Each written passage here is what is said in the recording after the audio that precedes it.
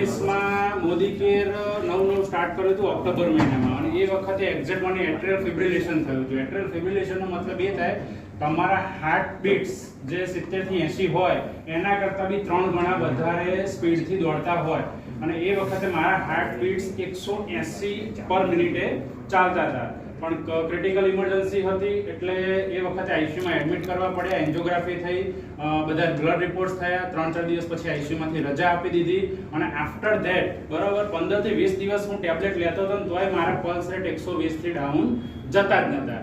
પછી એ જ વખતે મેં મોદી કેર નવું જોઈન કર્યું, ત્યાં રેડિયેશન વિશે હું વાંચતો હતો અને અચાનક મને આ ચીપનો વિડીયો જોવા મળ્યો.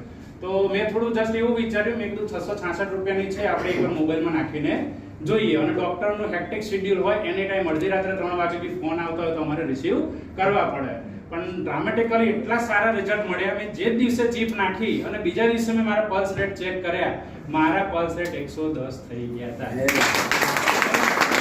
3 મહિનાથી મેડિસિન લેતો હતો અને એના પછી બી ડાઉન નતા થતા. એટલે હું મોદી કેરમાં એક્ટિવ જો થયો છું તો એનવાયરો ચીપના લીધે જ થયો હતો.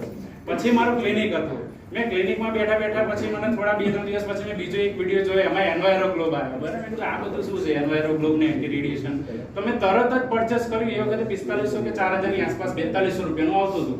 અને જેવું મેં પરચેસ કરીને મારા ક્લિનિકમાં મૂક્યું ત્યારથી લઈને આજ દિવસ સુધી મારી પલ્સ રેટ 100 થી ઉપર ગઈ નથી.